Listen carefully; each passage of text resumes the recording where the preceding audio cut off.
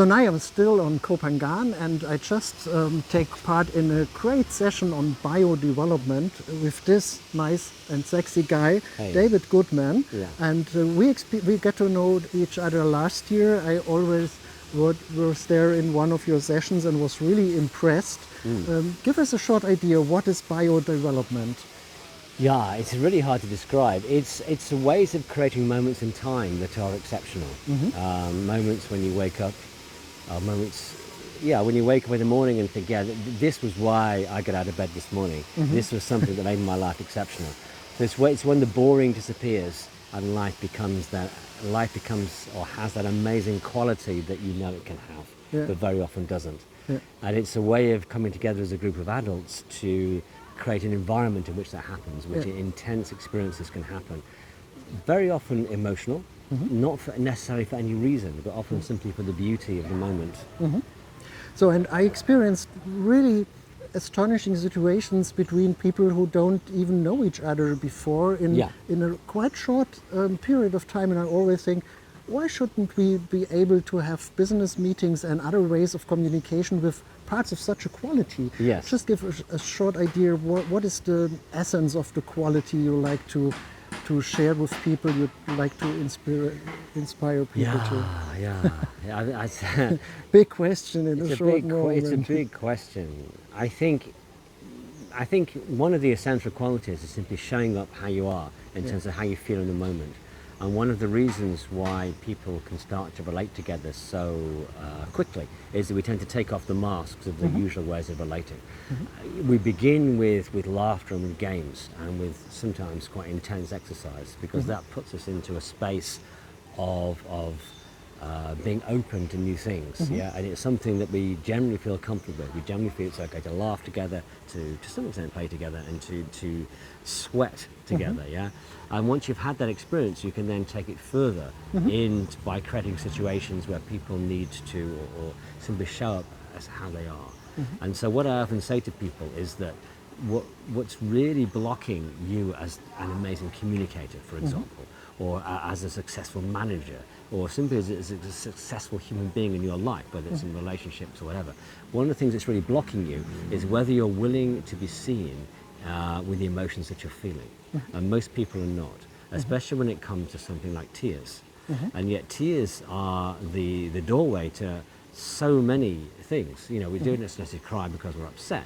We cry when we see something very beautiful, when we feel very intense about something, when we laugh. And yet somehow we have this sense that tears are not a good thing.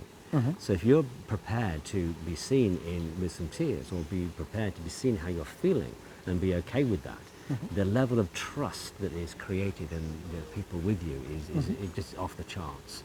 Cool. And all of the other parts of you that you know are there, that successful you, and whatever success means for you, is suddenly accessible.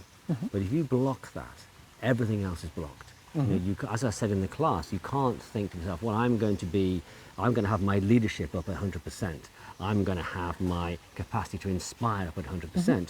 But my ability to be angry, I'm going to keep that at 10%.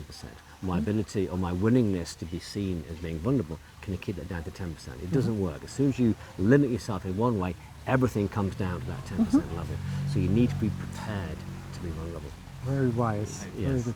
So we could speak about that for days and days. If people want to learn more about it, they should come to Koh Phangan, because you're really living here. Right? Yes, that's right. And I really would like to ask you, what is your secret? So you just told me your age. I'm not supposed to ask for your age, because that's a secret. You can suppose. But what is your secret to have this masculine energy, this fire in your eyes, in your body? So I really discovered this as a great energy. What is your secret? Wow, what is the secret? I don't know.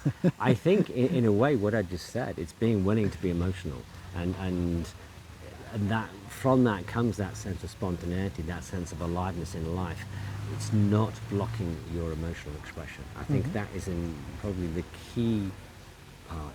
And there's obviously other things like exercise and diet and so on. But for me, it's not blocking your emotional expression. Even if you go and see a sunset or something like that, often you go to see a sunset, you think, wow, that's a beautiful sunset. That's really nice, I'm so lucky. what a beautiful sunset. That's like amazing. And you know that it's not really touching you. You know what I mean? It's not really, It's you just don't a have stage. the hairs on the back of your neck Yeah. standing up. It's being willing to actually feel. Yeah. And that creates an aliveness in the body that is, again, it's just off the charts. Great. Last Yeah. question. If you think on people getting older, the natural way, what would you recommend them to stay young and vital and inspired? Well, go to the gym, do exercise, dance, but most importantly, like I said, express yourself emotionally.